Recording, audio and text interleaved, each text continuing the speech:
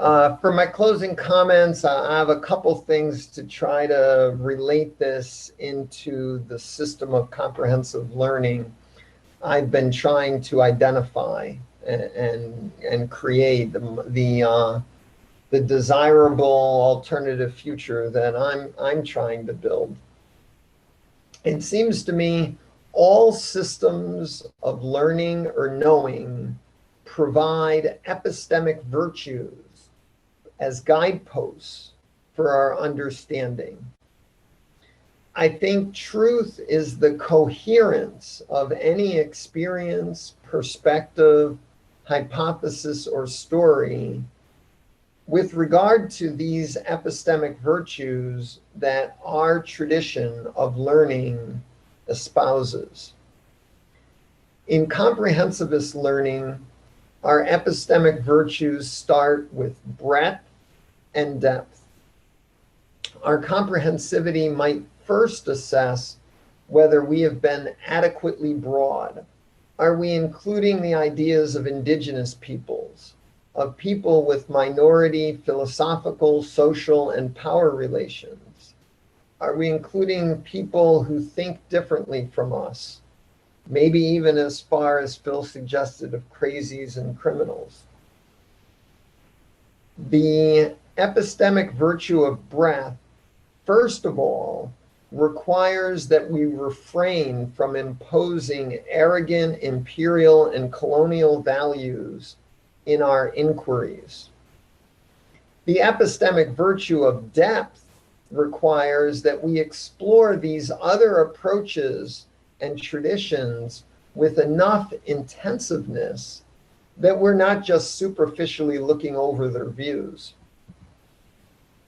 In comprehensive learning, we have the epistemic virtue of empiricism, which requires us to check our learning against the experiences of ourselves and all the others who our breadth brings into our sphere of awareness. These empirical considerations, plus our breadth and depth, combine with our epistemic virtue for a thoroughly refined ignorance to further process and clarify our understandings by highlighting the role of questions in cohering and structuring our knowledge. In comprehensive learning, we also recognize that there are always gaps in our understandings.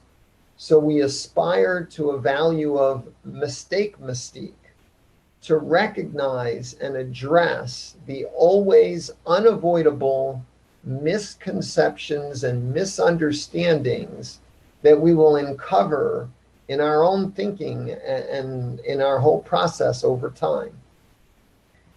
In comprehensive learning, once we have compiled a sufficiently broad and sufficiently deep first cut collection of raw knowledge from all the available traditions of inquiry and action, and after we have tested it against our experience with our empiricism, and after we have structured and organized this knowing with questions into a refined ignorance, and after we have exercised our mistake mystique to look at the gaps in our understandings, then we ought to aspire to integrate all that into a whole.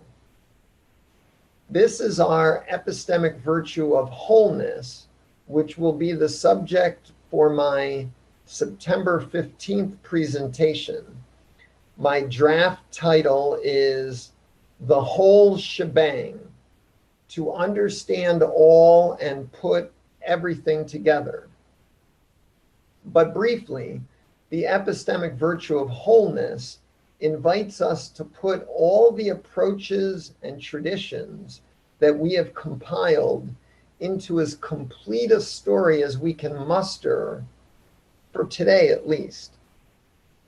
Truth, as I suggest, involves assessing the coherence of this integrated story with all our knowing, all our experience, all our questions, and all the inevitable gaps that will creep into the stories we tell about what we know.